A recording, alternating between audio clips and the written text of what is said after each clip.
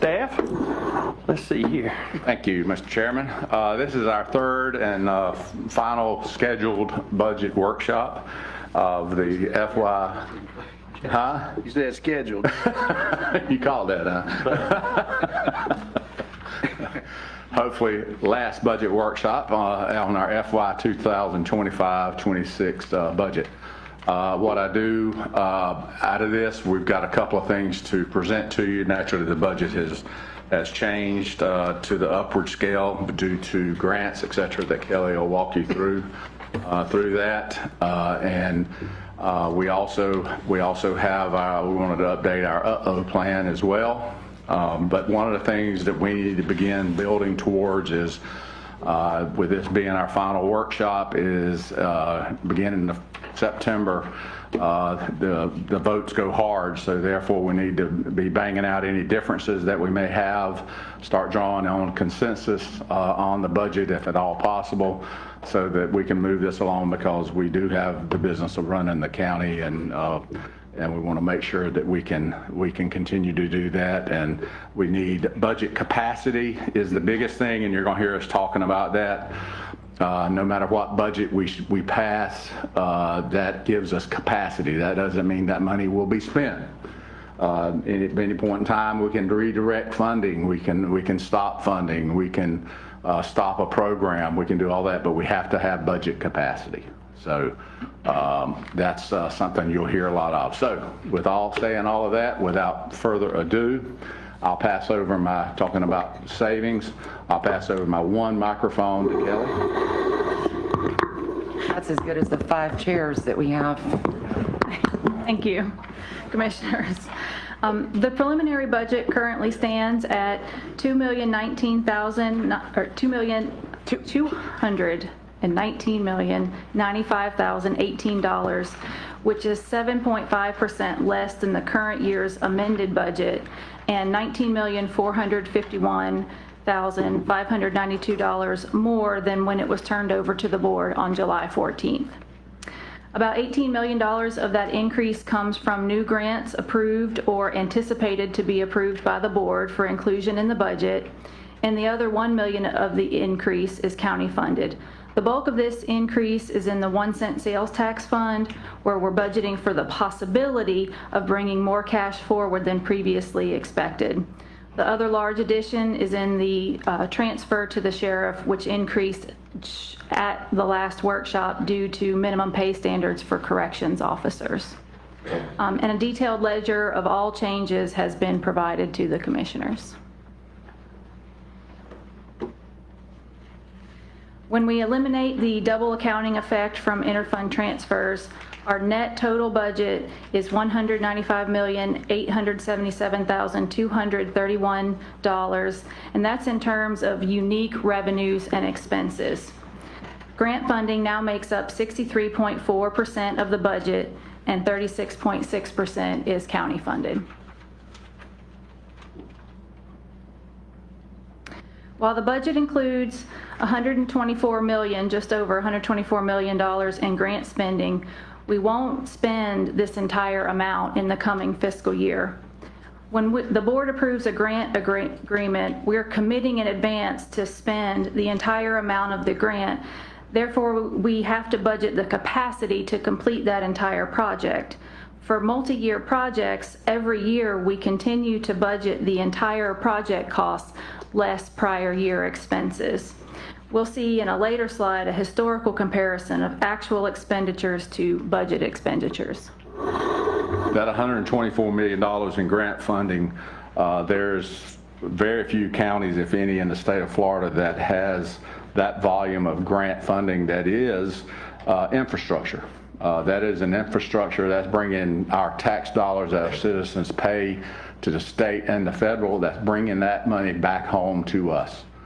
Every citizen in this county paid a piece of that $124 million, and we brought it home, and we've done it consistently over the past years.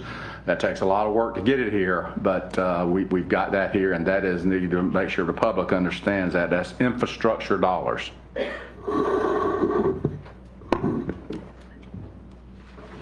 So as David mentioned, the reason grants and other spending is budgeted higher than we will actually spend is that we have to budget for capacity.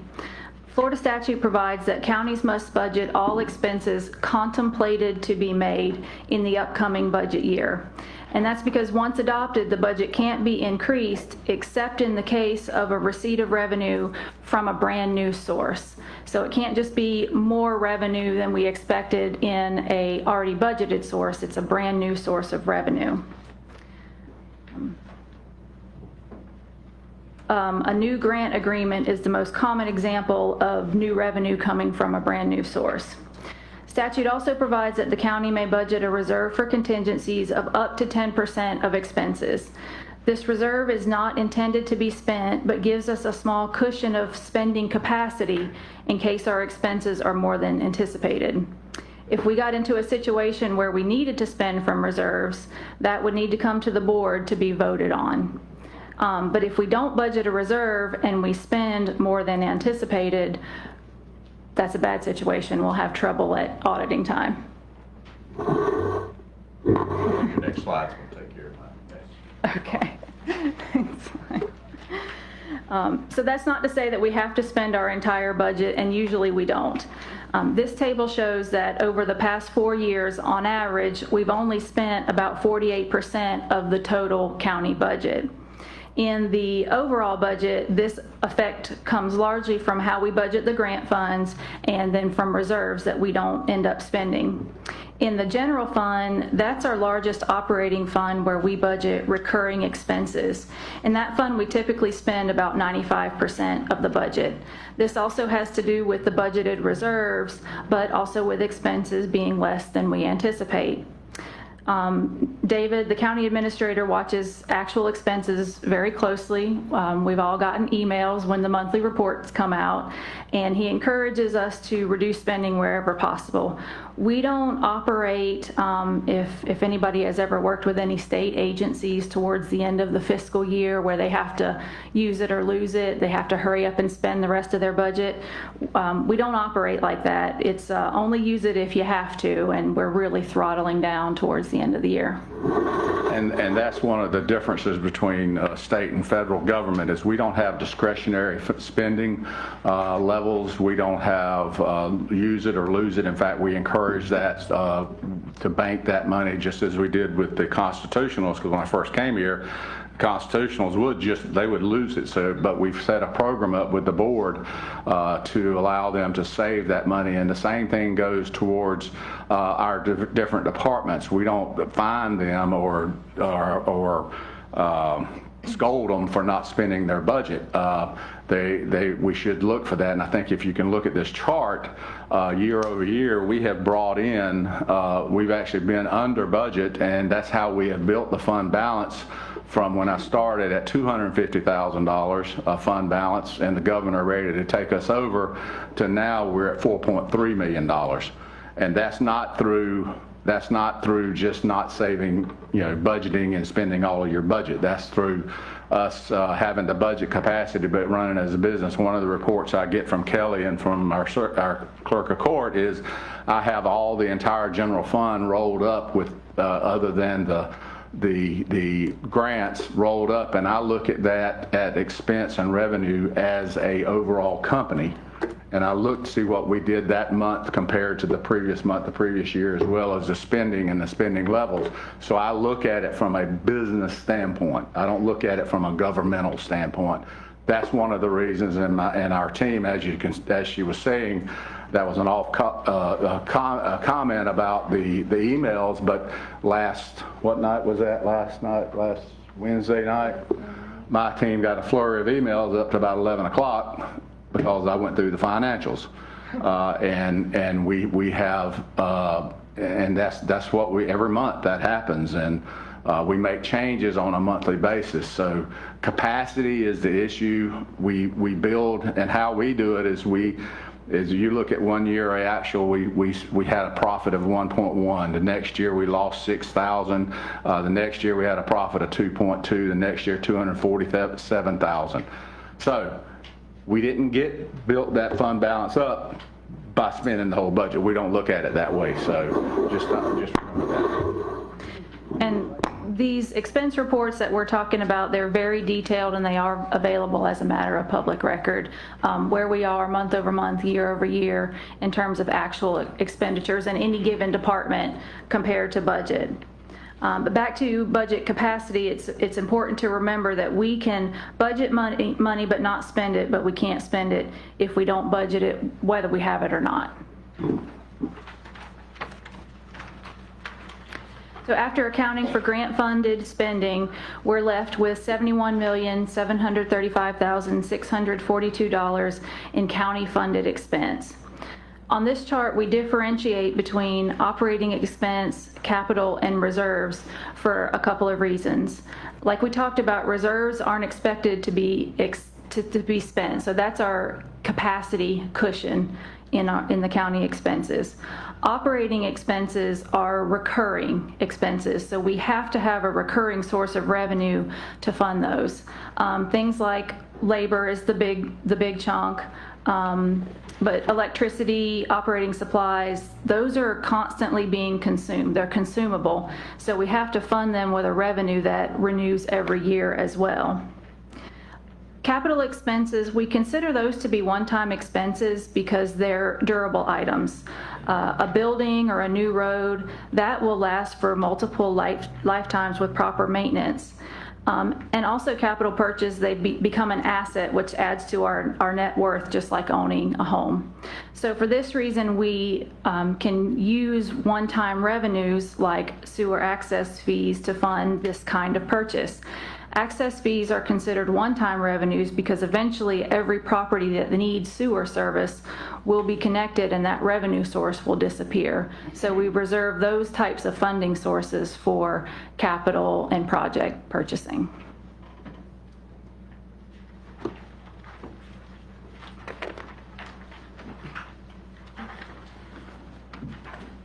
So staff was asked to conduct a budget exercise to evaluate the impact of a 10% budget reduction.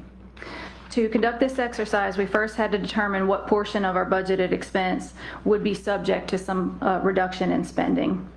As we talked about before, grant spending is pre-committed, so we're starting with county-funded expense only.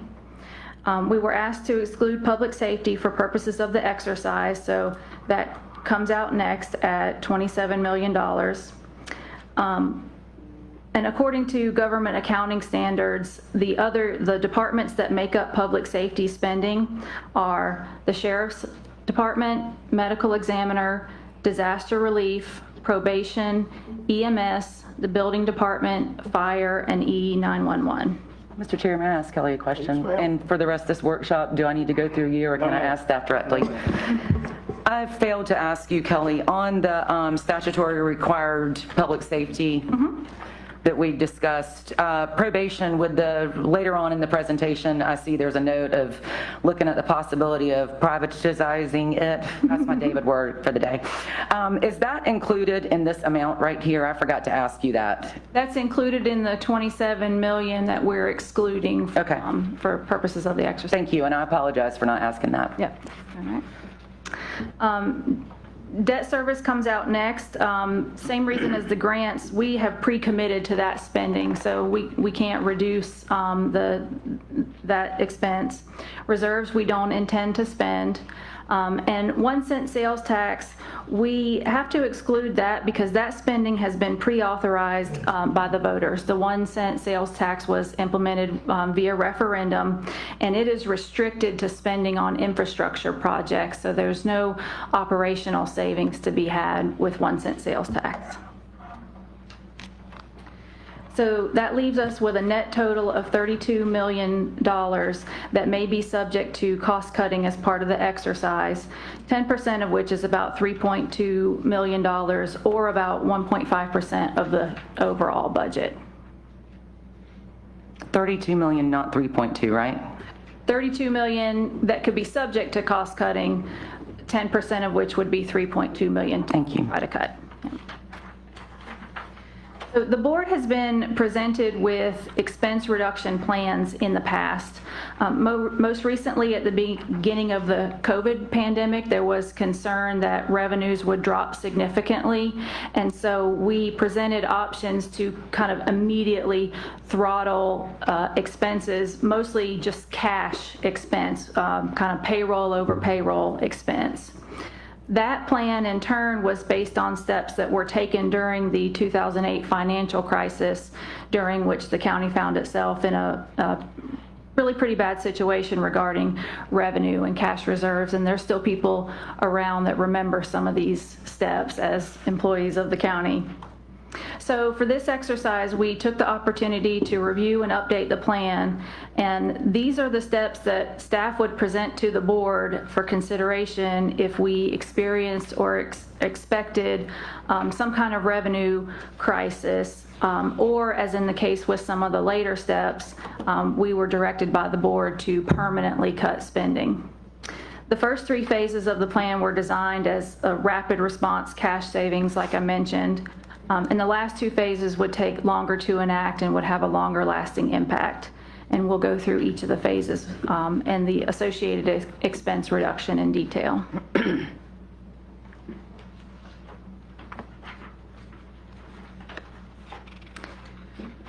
Phase 1 would involve 3 steps that could result in as much as $1.8 million, almost 1.9, or a 5.9% spending reduction if employed for the entire year.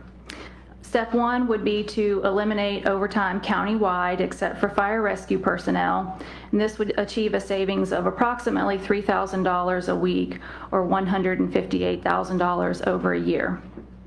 Step 2 would be to curtail travel and training. This could save about $119,000 over a year, although this would not be sustainable long-term because some training, such as continuing education, that kind of thing, is required, for staff to remain certified to do their jobs. Step 3 would be to pause all new capital spending. As we talked about previously, we'd have to continue to pay any notes on leased equipment, and we would need to honor any outstanding purchase orders. But this step could cut as much as $1.5 million from the budget, and that's all capital spending outside of 1 cent sales tax.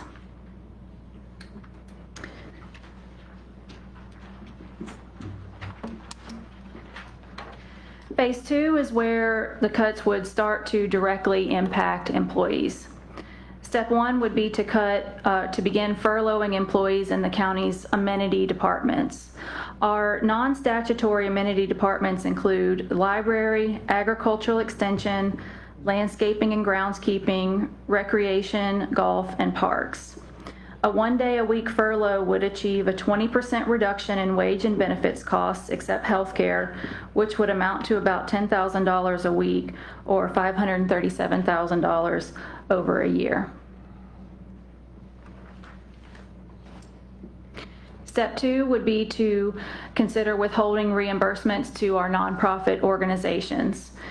These organizations are reimbursed for eligible expenses on a quarterly basis, and the terms of the nonprofit agreements do allow us to reduce payments or terminate the contracts in the event of a financial emergency. This step would save as much as $175,000 if the agreements were terminated or were not approved by the board at the beginning of the year for the full year. Kelly, so right now on the books, we have Wakulla Senior Citizen Center that provides transportation for all citizens in this county based on their contract. That's on here. Then we have FWMA. I know we're going to continue raising our $100 on that. That helps with the animal shelter and the FWC. That's on here, still to be included. The Florida Medical, was that 10 or 15,000 that provides citizens Included underserved? at 15, their increased request. And then I have a note to myself that says CC, so that must be Children's Council, but that's not what it is. Children's Miracle. Children's CMS. And then that's what I got over here on this magic sheet, except I said society. And then we have KWCB for $40,000. That's also included in this? Yes, ma'am. Okay, so that is considered a nonprofit that we fund every year. Yes, that's Okay. right. And another thing that everybody needs to understand, as this, if this were to take effect, hypothetically, the amount of people that we would lose, the amount of staff that we would lose, I mean, it would, pretty quickly, we would start losing personnel, which is going to shorten your staff. It's going to shorten your, I mean, you're obviously your services are going to take a hit. All services are going to take a hit. Yes. So just keep that, you know, so everybody understands that. And then one more note on the You donate $100 to the wild. You got 79 more to go. Exactly. Me on that. Well, and that's what I was going to mention, one more note on that. Those requests are all included in the budget, and this goes back to capacity. Right. So even if those are passed and voted on and approved as part of the budget, the last step is for us to bring the individual agreements to the board to be voted on one by one. And so we could budget for funding of those organizations, and then the board could decide not to sign the agreement for that funding.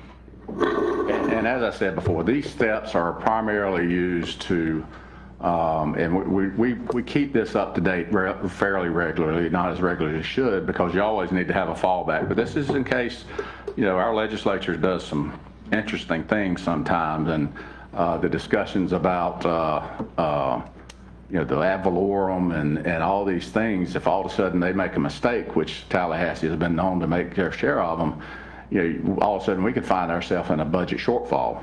And so therefore we need to have a plan, and people need to know what this looks like. But the big thing, and Greg will tell you this, is this whole thing is set up, the entire program is, if you see it, it's geared towards protecting our fund balance and our cash. That's what we have to do, and that's the purposes of this. Some of this, you know, could you furlough for a little while in some of these? Yeah, but then eventually 2 or 3 months down the road, you gotta make hard decisions. Luckily, we're not there, but we always need to have a uh-oh plan in case. But that's what this is. So just letting employees know, don't worry. These are just uh-oh plans. This is also intended to show the scale of a 10% cut and what that really would look like, and how it really would impact services in the county. Moving on, step 3 would be to consider reducing the funding to the constitutional offices. This funding is also transferred to the constitutional officers on a quarterly basis, and a reduction of 10% to all officers except for the sheriff would represent $538,000 in the upcoming fiscal year. If the board were to approve all 3 steps of phase 2, we could achieve as much as $1.25 million in savings over a year, or a 3.9% spending reduction. Phase 3 would impact all county employees and services. This would involve across-the-board furloughs of all remaining positions outside of public safety.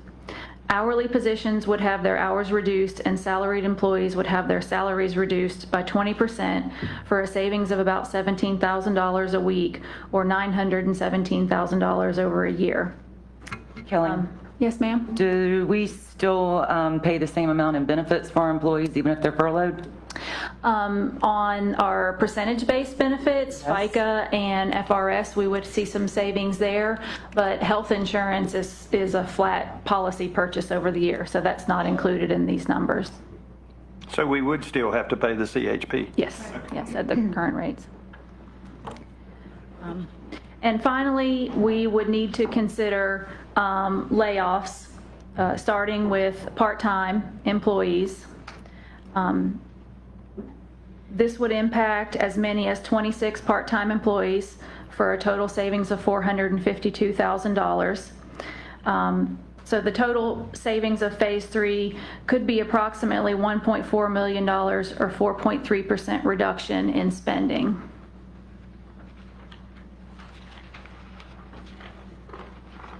So the combined full-year savings of phases 1 through 3 would be about $4.5 million, which would represent about a 14% spending reduction outside of public safety and the pre-committed spending that we talked about at the beginning of the exercise.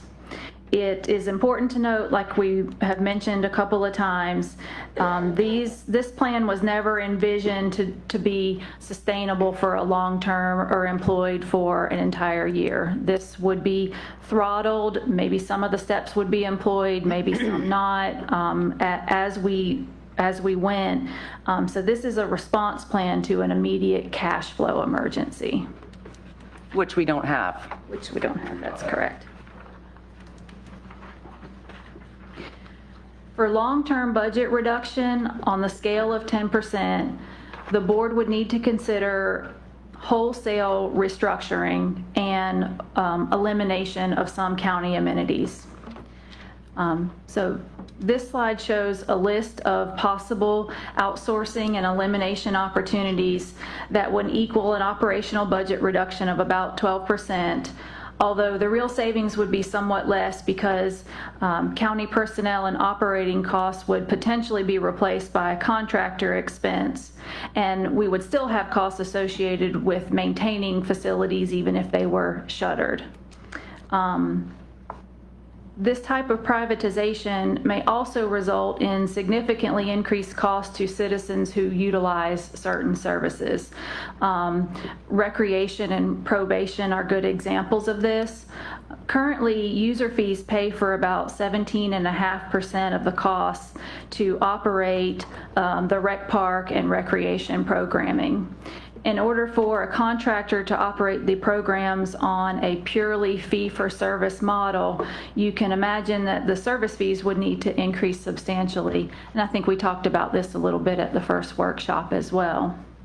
Likewise, with probation services, there are contractors who will come in, some counties do this, and operate county probation services purely on fees collected from probationers. In the current year, the county is projected to collect about $55,000 in fees from probationers and to spend about $219,000 to operate the department. We had a presentation from Ms. Oliver at the last workshop. We're really focused on rehabilitation and assisting citizens back onto the right path. But you can imagine for a contractor to operate the department on fees alone, they would need to significantly increase the costs of fees to probationers. So Kelly, probation is not statutorily required of the county. It is? It is required? That's what I thought. That's why I asked. That's the reason I'm asking, because it kind of sounded like. But you could contract it out. So we would have to contract, okay. Just making sure. I thought it was statutorily required. And then same thing, facilities maintenance, landscape, and groundskeeping. These are things that has to be done, but you could consider trying to contract them out and have outside employees do that. That may reduce some of your overhead. Kelly, when did we bring the Mike King show on board with regard to bike trails and all those fun things just because of the privatization issues that we've been having? 2018, I believe. No. That was last year. last year. And is it working? That's the privatization, the reverse privatization is working tremendously. Exactly. Thank you. We've gotten. By the tune of over $100,000 a year. Right, because we know how much we're going to be charged because we don't get to make it up. Yeah, that was one that there ain't no way in the world you could do it. Okay. We had a private contractor who bid and won that bid, but then walked away from it and said, I'm losing my shirt. I thought it was 2, but it might be 3. I'm pretty sure it was 3. I think the third We ended up giving up, and the third one didn't even. He said, nope, can't even touch it. Yeah. So they were And we couldn't afford awarded the job and then realized that they couldn't make too much. We're doing it. I don't know what the percentage is, but it's considerably lesser than 50% the cost they can. And the same thing goes with. There's some things to privatize and some things not to. It's like we were privatizing the wastewater and the public works of road and bridge, and both of them were not a good company operating them, but the dollars were not there. So that's the reason I came to you guys and said, let's switch, and in 2017, let's privatize sewer, and let's pull road and bridge back into the thing, because we had to, because the revenues are flat there. So therefore, in Road and Bridge, we had to fix Road and Bridge, and we did, and all of a sudden, as you know, 2 years later, the sun came out, and we're doing a lot better in sewer, and we're doing a lot better in roads than we ever did. We were going to be broken both if we hadn't have done something. So we constantly look at all this, constantly look at all of it. In our amenities departments, our agriculture extension and 4-H, that's via a partnership with the University of Florida, a cost-sharing partnership. You could potentially consider ending that partnership. That expense savings would be about $521,000 over the year. Where you move into library. So we have 2 county employees and 4 University of Florida employees. But we're also responsible for all 6 employees at some percentage. Obviously, the 2 county employees is 100%, and the other 4 is a split between us and the University of Florida, correct? That's your full-time employees. We have 4 positions. 4 positions. This one's not filled. Right. One, I've got 3 full-time. 1 part-time, and then we have 4 seasonal employees that come in and help us That's with primarily 4-H. program. Exactly. Yeah, exactly. The library, the cost shown here is the general fund portion of operating a library. There is another significant amount that comes from a state aid to libraries grant that would go away as well. And in the Parks Department, you could consider shuttering some parks or potentially eliminating a Parks Department. So if there were a consensus among the board now or at any time in the future, you could direct staff to bring back proposals to implement any of these cost-cutting measures.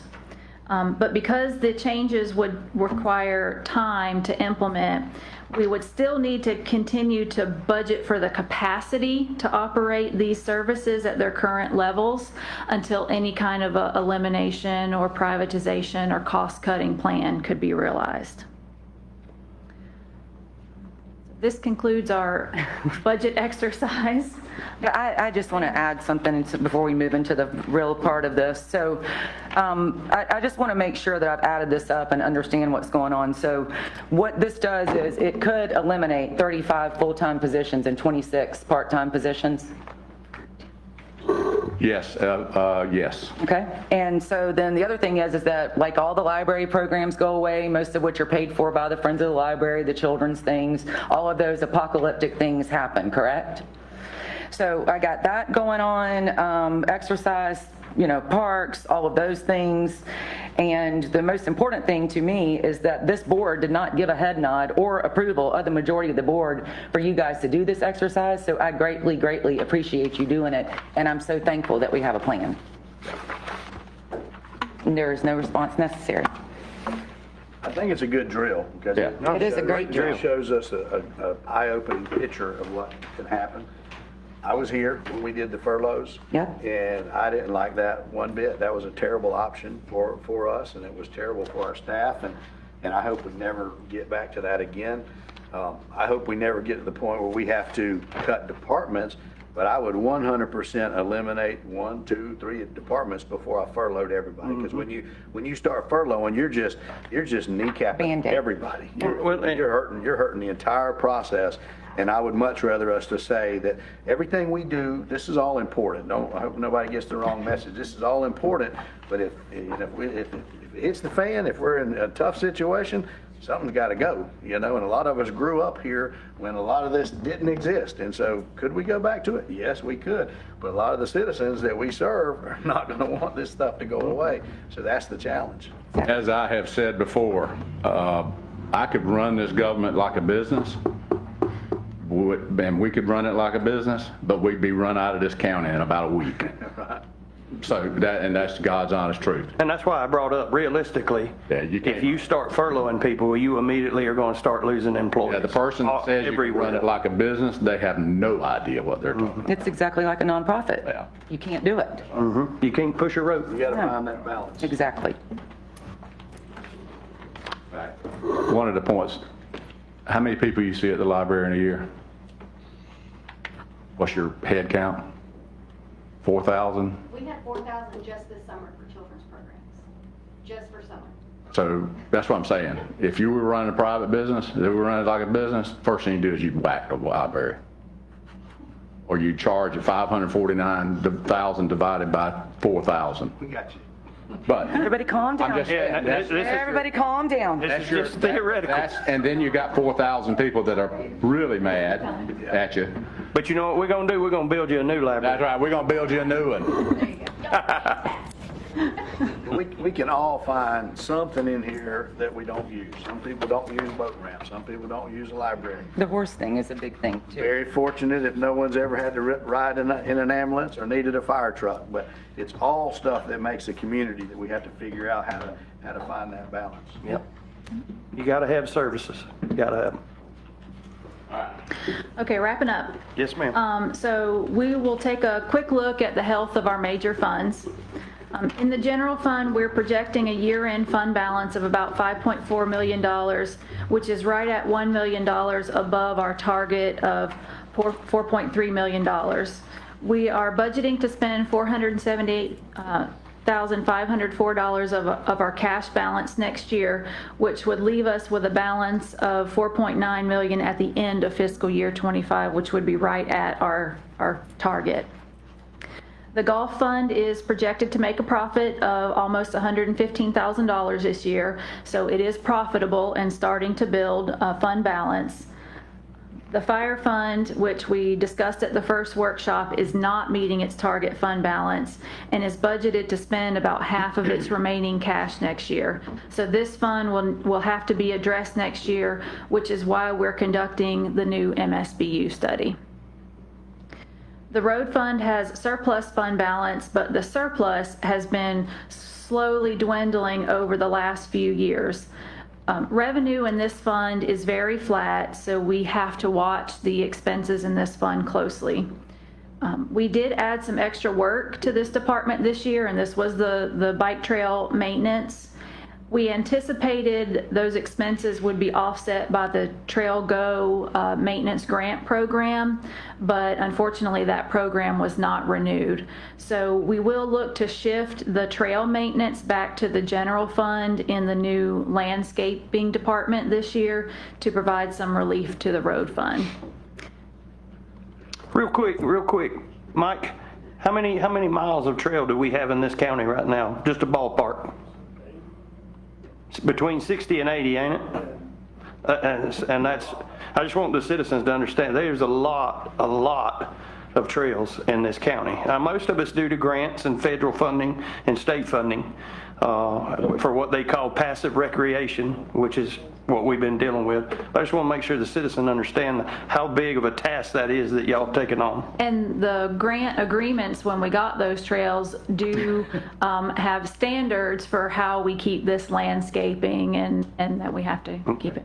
And I would think with, hopefully this year there'll be a little wisdom injected in on the legislature that would refund or begin that funding again. Luckily, we were able to fund or purchase brand new equipment with last year's grant. So we were fortunate enough to be smart enough to do that. So it's not that expensive now, especially since we bought all the equipment, which is good. We bought it with state funds.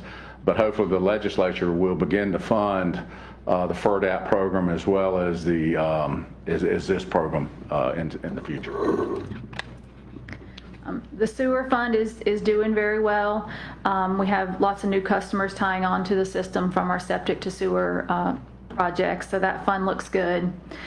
In the solid waste fund, we talked about this earlier in the year, we spent just about all of our cash balance to pay off a long-term loan, or early payoff of a loan. So the fund will rebuild itself quickly without the debt burden. In the building department fund, we almost have a problem of too much fund balance. In addition to the county policy regarding minimum fund balance, this fund has a statutory maximum balance that it's allowed to carry. So our revenue projections are somewhat lower for this year, and we are budgeting to start spending down a little bit of the cash in that fund. But we will also probably look to move a portion of the excess fund balance to the building department construction fund. But that fund is currently sitting on about $500,000 in cash that we had transferred in previous years. But when you make that transfer, it starts a clock on spending that construction money. And we are nearing the point where we need to be starting construction of a building department facility. So staff will be bringing plans to look at renovating that facility. It's currently building and planning and zoning are two separate buildings connected. We are looking at making that into one large building and having a one-stop shop for permitting and zoning and building permits. Amen. No magic wall, no cut through, all open. We're actually going to have it to where it's convenient for our customers to give us money. Exactly. I know that's a very odd thing. We're going to make it very convenient. Exactly. And we're going to call it the one-stop shop, and it's going to have a sign on the outside. All right, so that's, My hair burn. What little you have. so that is our major fund review, and this concludes our final workshop of the fiscal year 25-26 budget development process. Open for board discussion.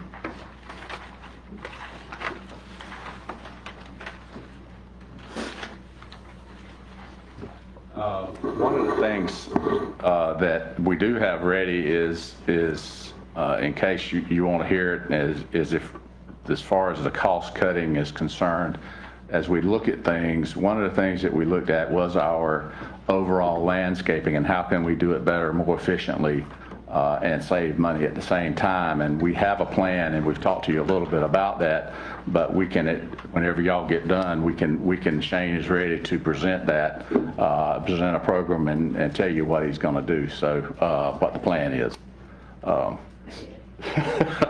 So anyway, I just want to let you know that. Well, we have like 30 more minutes, so he could come up and do it today, couldn't he? There was an awkward silence. Okay, exactly. Actually, we got about 20 minutes. 20 minutes, we got to be on time for Jeff. Yeah, the attorney's already instructed me where I got to be. You want to come on up, Shane? No. No, he doesn't. Oh, we don't. He doesn't want to come up, Okay. but I can present it. Okay. Yeah, so not a problem. Or Summer can. Summer can. I'll chime in and fill in for Shane. I'll speak on his behalf tonight. So as David mentioned, we have really taken a look at the groundskeeping and landscaping piece of the county throughout all of our parks and facilities. And so through going into this next budget year, we plan to reorganize and remove the groundskeeping and landscaping piece from the parks and facilities purview and put that in the capable hands of Shane and kind of capitalize off of his expertise. And he's developed a plan to optimize mowing schedules and reduce areas that require mowing now to more natural areas, consolidating the tasks of the crews. Instead of having a crew that goes out and mows and another one that comes back and weed eats and edges, have a crew that does all the things in one stop there. Change out plantings that will allow for a low maintenance, low use of fertilizer, does not require large amounts of time to prune, and that's through the use of native species. There will be some additional training for efficient techniques for the staff that are on the landscape crews. We do want to implement a time clock procedure versus our standard timekeeping that we use now. We do use this out at the golf course. It's been really good for tracking time and making sure that folks are getting paid for the work that they're doing. I add right there. We started it at the golf shop. This year we'll be taking one is to the landscape grounds as well as parks. They will start on this system in October. Then in January, the road department will start on this same system, and it'll save us money. Mainly, primarily, the way I look at money savings is it saves our directors and our employees time that it takes right now. It is a mess on Mondays for them to get everything turned in and get it right the way we do it now. This will streamline that tremendously and save, therefore you're saving money by putting them back out on the job versus sitting there hashing out time. Okay, sorry. So there's also a plan for reducing equipment and fuel costs, having a more efficient travel route for reducing travel times between locations, purchasing fuel, not purchasing fuel that is pre-mixed, but actually mixing that on our own on-site at the shop, and having a better maintenance rotation for the equipment.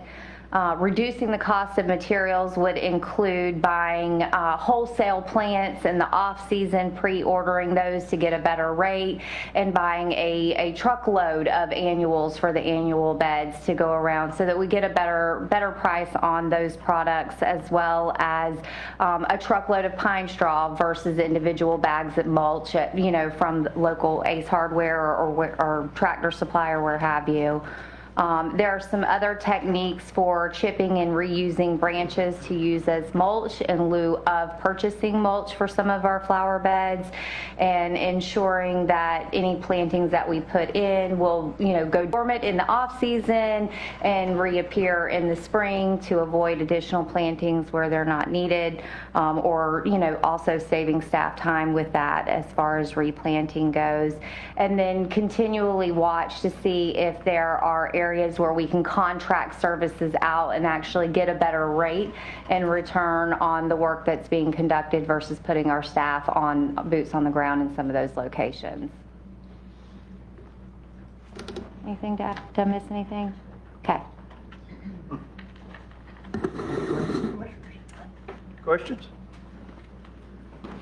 Now, doing all that, how much is that going to save Summer? Can't give you a dollar amount on that right now, but after we get a year under our belt, we can definitely compare it to this past year's. Okay. We'll try it. If it doesn't work, we'll back up and punt.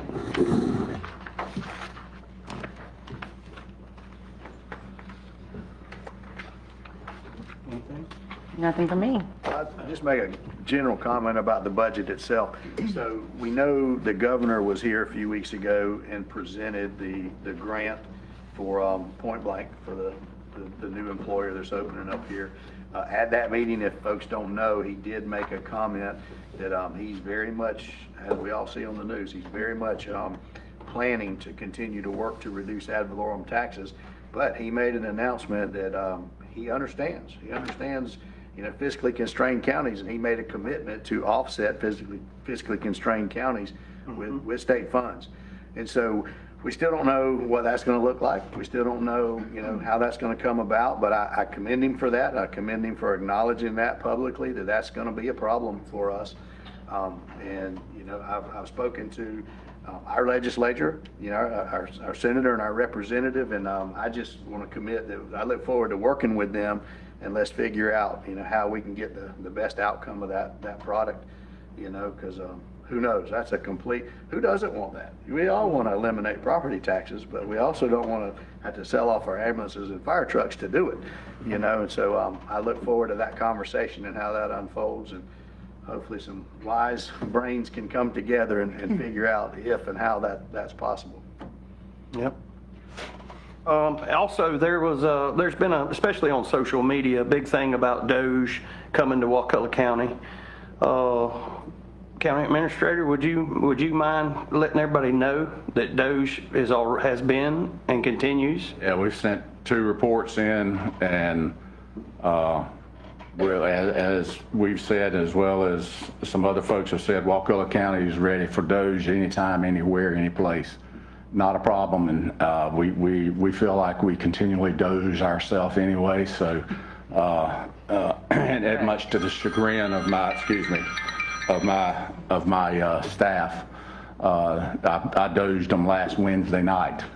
So that silliness is, it's anyway. I just want the citizens to know that y'all are complying with it. We're one, as Ralph will tell you, speaking to some of our legislators, we're one of the counties that is looked up to, and has said that, we're probably one of the counties that they'll probably stay off of because they know how good a job we do. So, yeah, that doesn't bother us in the least. No, I just want the citizens to understand that. Yeah. Well, there are those representatives that were knocking on county doors today. There are some Yeah. counties that started today, and there's some that they've already been looking at. So I Absolutely. haven't seen any output yet of what they found, if anything, and I certainly look forward to that. But, you know, I stand with David. I say, we're ready tomorrow. Well, and the citizens don't know, we obviously have meetings with staff and we check on this stuff, and we have complied with everything that DOJ has asked us for. And I just want the citizens to understand that. Well, and they're looking for, you know, wasting money, and I don't, you know, that's the reason one of the exercises you just went through. There's not 10% in this government that you can cut off without cutting services. And that's as good of exercise as you'll ever want to go through. And we don't have the discretionary spending. We incentivize not spending your budget. In fact, Louis, I incentivized you the other day, didn't I? Yeah. But one of the ways we did incentivize Louis, is back when Louis first took over and we were having issues with our funding. I said, well, I tell you what I'll do is if you fix the billing to where we can start accounting for, because at the time his folks were not doing all their stuff right to make sure we get all the insurance payments in. I said, I'll split the budget with you half and half. Pull general fund in at half. You pull the other half in by revenue. I guarantee you, we're the only county in this state that has a revenue-based EMS department. So guess what he's done? It's 50% every year. Am I right, Louis? Just about it. But they have increased their revenue from $200,000 a year, and you're going to bump $2 million this year. That's right. I just set the bar for him. So, no joking, we're sitting at like $1 million, almost $600,000 right now. Yes, sir.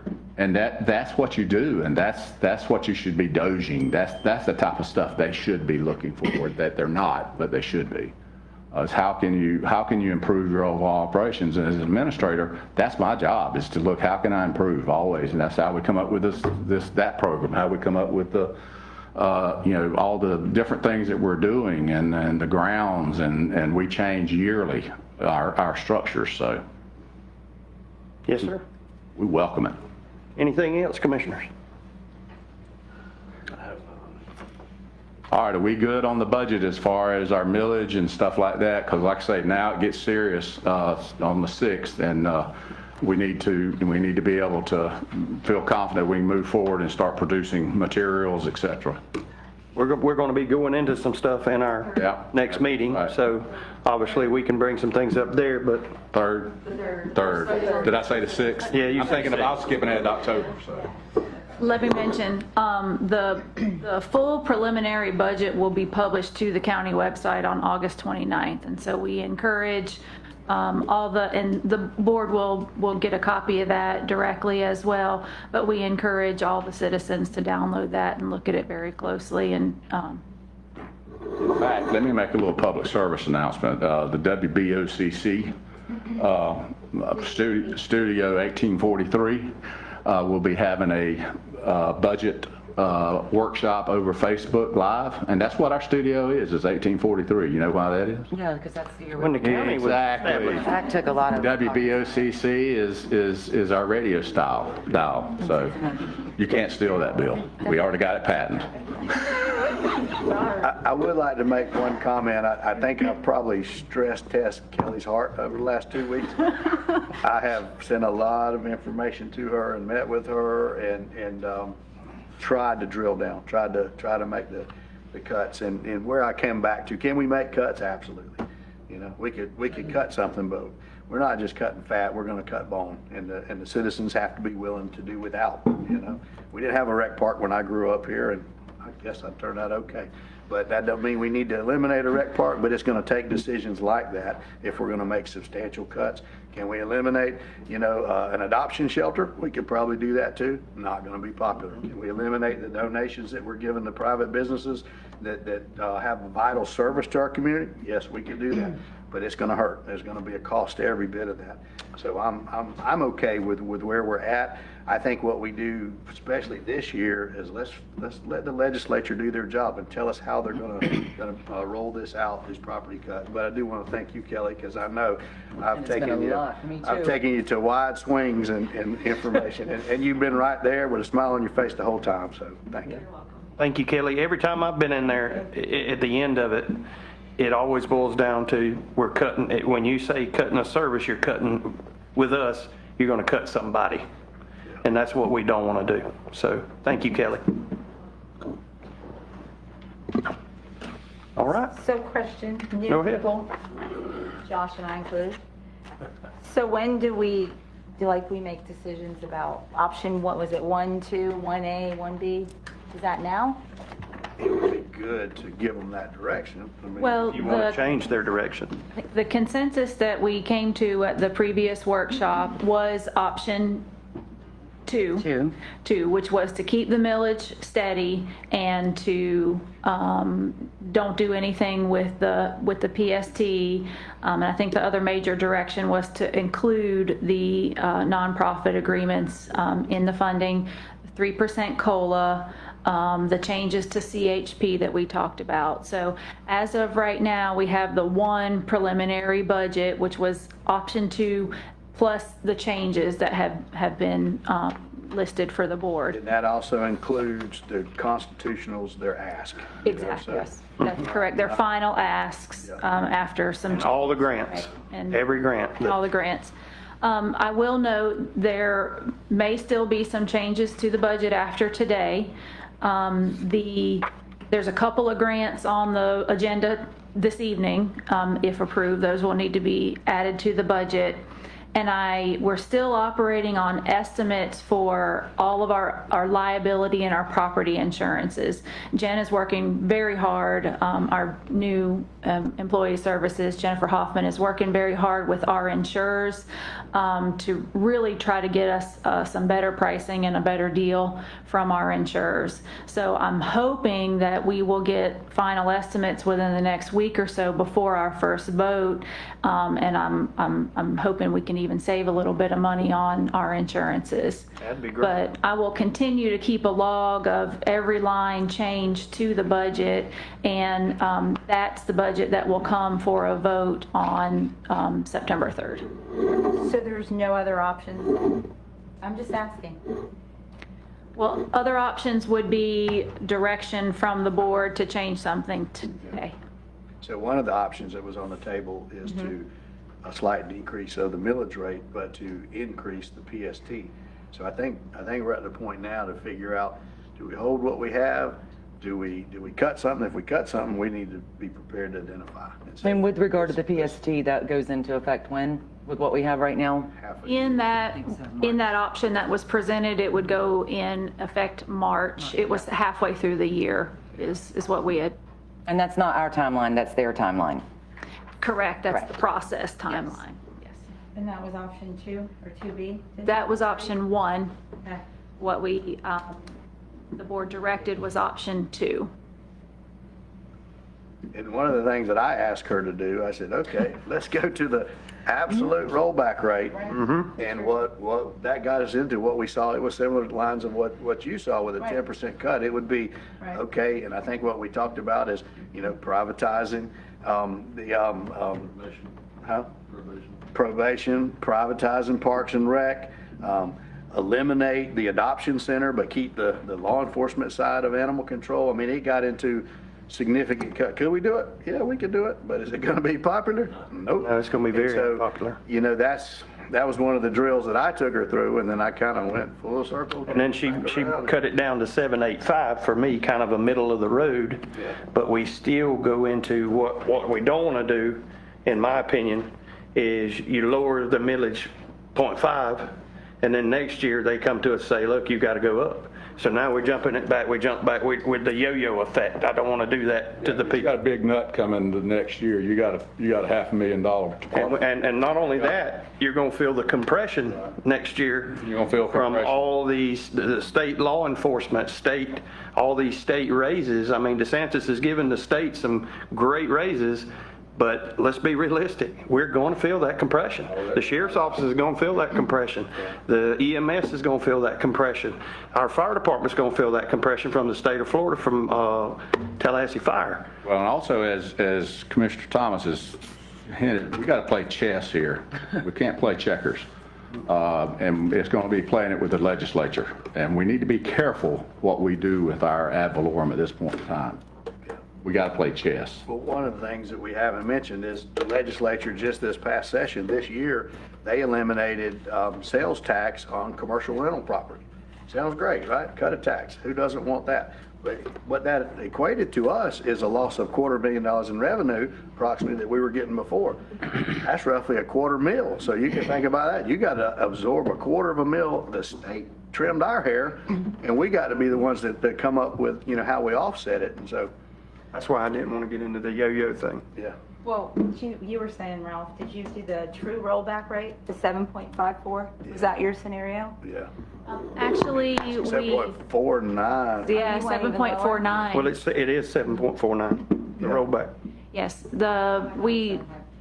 we talked about a calculated rollback rate at one of the early workshops, but when Department of Revenue acknowledges the property appraiser's certification of values, they report their calculated true rollback, and it was even less than we had calculated, and it was based on some adjustments to we were calculating based on our certification of values last year, but this was on a final adjusted value that they came up with. So for Commissioner Thomas's exercise earlier this week, I used the true according to the Department of Revenue rollback, which ended up being 7.497 something. And what, just being transparent here, what I concluded is we could do that, but it's, like I said, it's going to be ugly, and it's probably, you know, property appraiser, his budget's ultimately set by Department of Revenue.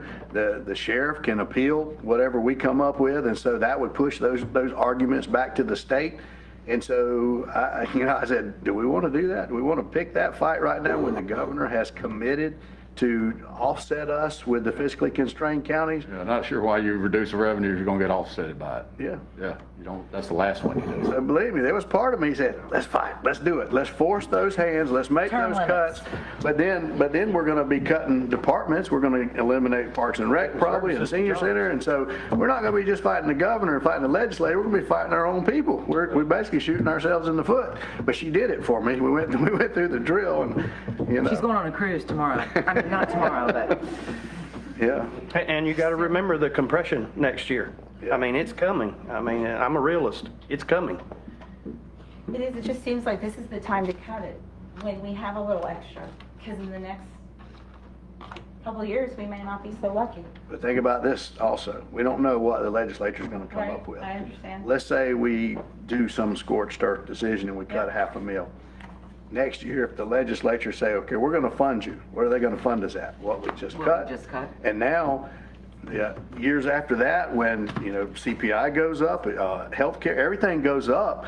Now, instead of us figuring out what we have within the resources that we can levy, now we got to go appeal to the state, not just our senator and our representative. We got to convince all of them to give Wakulla an increase because they're offsetting our revenue. So we don't even know what that's going to look like. This is uncharted territory, I think, nationwide. I don't know any state that's doing this. But if we got to go to a situation where we're going to tell the state this is what it costs to run our government, we're better off having a little bit higher bar as we're having that conversation, in my opinion. You just messed up all my calculations. In the last five years, I guess our ad valorem revenues increased by like 71%, even with, my version of the true rollback rate was 7.54, not 7.49. Right. And that changed. And that was like, we would still be at like a 70, I think it was 71 or 75% increase in the last 5 years. So that's what I was looking at in our ad valorem alone. Yeah. That's what we have control over. We don't have control over. But our services have increased too. Our public safety services, which is our biggest nut. And at the end of the day, that's what I don't want to hurt. And when we see our health insurance for our employees going up 8% year over year, I mean, That's in America. That's everywhere. I know, it's a problem. It is. I've even talked to them, maybe we need to look at self-insuring, and that's Yeah, probably absolutely. crazy, but that's gonna be a risky situation. Wages have stayed the same. Yeah. Everything else has gone up. We've kind of managed. It's hard, but I asked the question, we're paying about $30,000 per Yeah, that's a employee, lot. you know, for health. Yep. I said, okay, what if we stop paying them, and for each one of that $30,000 check for each person, we put it in the bank account, and we tell them, okay, you've got a $30,000 limit, and if you exceed that limit, you know, some people will exceed it, you know, major illness, then it would take like a committee where we come together and say, okay, can we exceed it? Everybody can't exceed it, or we're gonna blow all that money right back out, you know? Well, I think the Sheriff's Association has looked into that. Yeah. And they ended up staying with insurance. Yeah. it's fine. I just feel like like we're doing, shopping around, Yeah. competitive. Yeah, I mean, I'm all for it. Let's bid it out and let's try to cut it. And self-insure would be the extreme version of that, but it's definitely going to take our risk way up. And I think there's a good possibility we're going to come to you guys next year with a lot of new insurance information, because Jennifer is well-versed in insurance, but also one of the things we've been looking at is privatizing a portion of our property insurance. I think we can privatize some of that. So we're going to be coming back to you on that, but 2-minute warning. 2-minute warning. So when say we get our ad valorem cut, then the governor said, okay, well, we're gonna help supplement. How much is he gonna help supplement? Yeah. supplement whatever your ask is right now. And I'll give you more.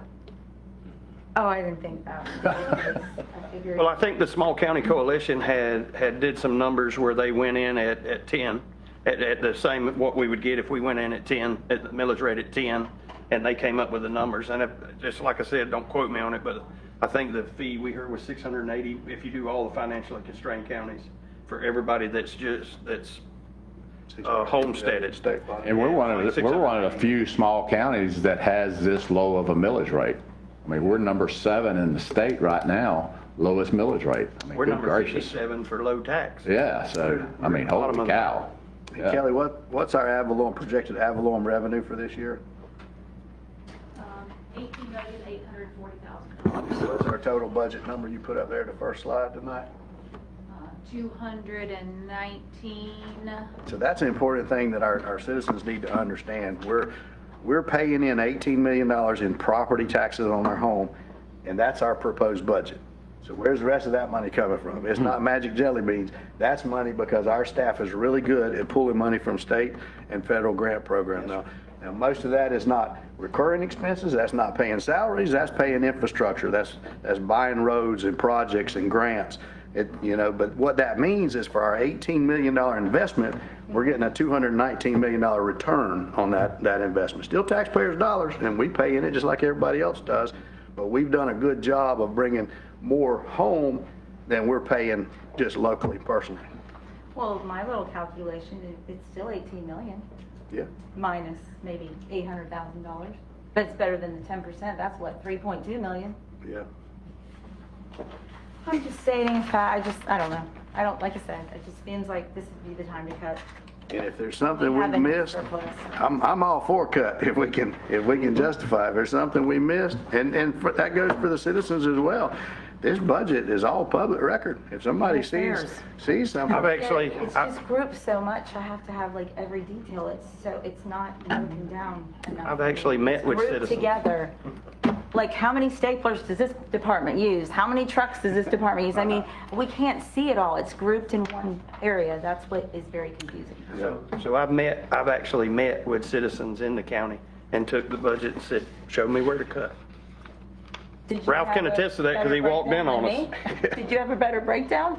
than I had a pretty good, I made Kelly dumb it down as far as she could. Yeah, y'all are sent, all of you have the Excel version that has every single line. It's a lot, though. It's over. It's a awful Broken lot. down. Yeah. It's 4,000 lines or something like that. I had a gentleman last year, not this year, but last year, he ran a heavy construction company and built roads, much bigger budget than what we deal with our road department. And he came at me, he says, every time I ride by your road department, I see a tractor, I see, a couple guys standing around, I see dump trucks, and he says, I think y'all are fat. I think, and that was his specialty, so that's all he wanted to focus on was the road department. We sat down and met in the office over there for 2 hours, and I showed him, he's like, that's their whole budget. That's their whole budget. That's how much money that everything they do. He apologized at the end of it. He's like, you need to give them more money. I don't know how they do everything they do. That's what, exactly. Well, it's like our administration, our grants. The size of grants that we have, most counties would have 5 to 6 employees working. And your employees is if you're cutting, you can say, I want to cut phones and this, that's nothing. That's, as the governor says, budget dust. Yeah. What's real is if you want to cut, you got to cut your personnel. You got to cut people. That's just all there is to it. For me, that'd be a department. And right now, if we cut people, we might as well just go and cut the whole thing because we're operating that slim. Okay, I hate to say this, but we're running out of time, and I have to keep an eye on the All time. right, so I think we have a general idea of which way to No, go. the attorney wanted us done 5 minutes ago. Okay. I'm sorry, my alarm was wrong. Yeah, I thought you told me so. It's all right. You got any citizens that want to say anything? I want to ask Oh, you this. anybody in the audience, would they like to say anything? Constitutionals want to talk us. Constitutionals? We'll ask. Directors? They're like, they ain't going to say a word. Mr. Gregg, would you like to say anything, sir? What, somebody write that down. Did you get that in the minutes? Okay, good. He doesn't want to tell a joke, he doesn't want to I say need an anything. adjourn. Let's not say we I mean, did. it just, okay, all right. Thank you. We'll call this meeting. We need to mark this day down, day that Steve Cushman and Greg James aren't going to say anything. Oh, my God. That's legit.